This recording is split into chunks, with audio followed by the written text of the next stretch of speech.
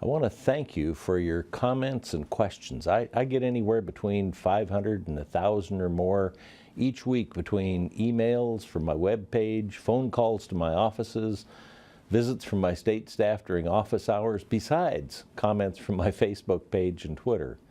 I answer as many as quickly and personally as possible, but I want to do more. So I wanted to sit down with you today and talk about a few issues. First, I have Joe from Devil's Tower. He called my office and urged me to vote against any new gun control legislation. He believes this is violating Second Amendment rights and is not the way to control criminals. I agree completely. I've been one of the best advocates against gun control out here. I know that guns are not the problem. We're not going to keep the guns away from criminals by making things tougher on the people who like to shoot. And that's a big problem we have with the East. They don't realize that some people have this as a hobby. They like to hunt. They like to shoot targets. They like to shoot a variety of guns. They like to shoot them a variety of ways, sometimes in competition. And that's a sport.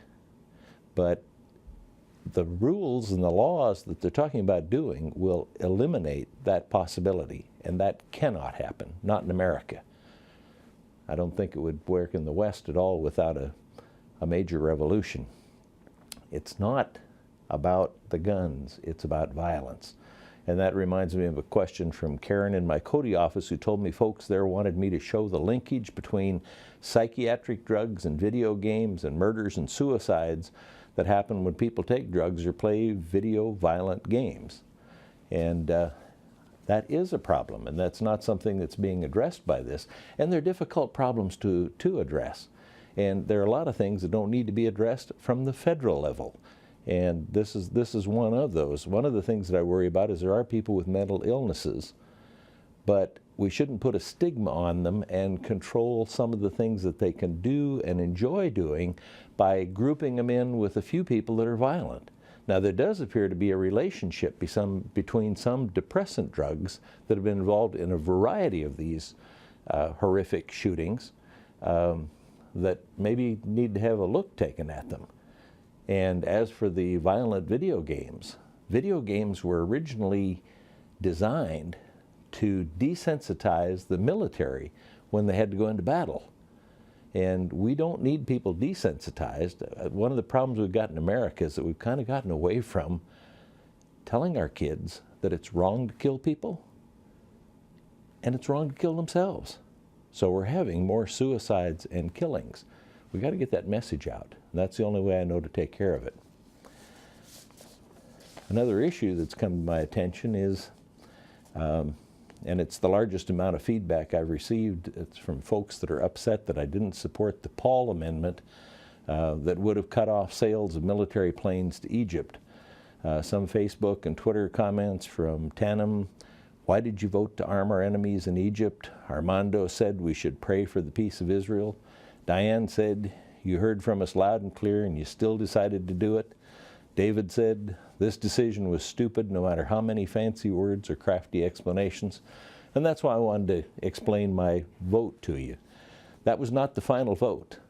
That was a vote on a bill that wasn't even related to Israel. It was a forced vote, and it would have been ripped out in conference committee. But it also displaced Senator Inhofe, who has a bill that Israel and our armed forces say would be an effective one. And that's the one that I've co-signed and work on. And it will come up and it will be voted on. And those planes wouldn't be delivered until December anyway. And another misconception that we have is that they'll get all the armaments with them and all of the secret equipment that goes in them. That's not the case. We deliver planes, and those planes will not have the things in them that would allow them to overcome Israel. Israel gets the real equipment. Egypt will not. But it wasn't a time to try and irritate the Egyptian military, which is really the only friend we've got in that country right now.